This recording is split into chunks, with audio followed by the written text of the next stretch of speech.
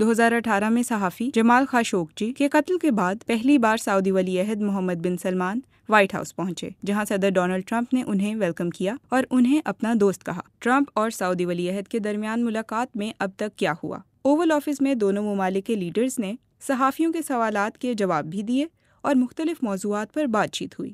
سرمایہ کاری: محمد بن سلمان نے اعلان کیا کہ سعودی عرب امریکہ میں اپنی سرمایہ کاری کو $600 ارب سے بڑھا کر $10 کھرب تک لے جائے گا۔ 2020 کے امریکی ثالثی میں ہونے والے ابراہیمی معاہدے کے تحت متحدہ عرب امارات سمیت کئی عرب ممالک نے اسرائیل سے سفارتی تعلقات قائم کیے تھے۔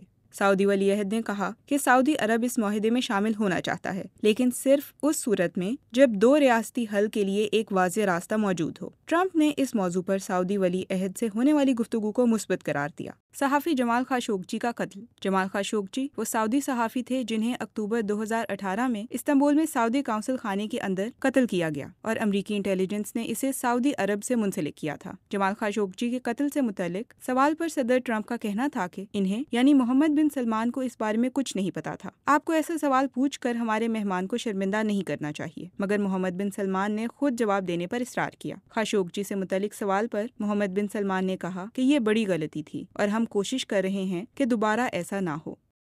F-35 جنگی طیاروں کی فروخت: اس ملاقات سے قبل امریکی صدر نے اعلان کیا تھا کہ F-35 جنگی طیارے سعودی عرب کو فروخت کیے جائیں گے۔ اس ملاقات میں بھی ان طیاروں کی فروخت پر بات ہوئی۔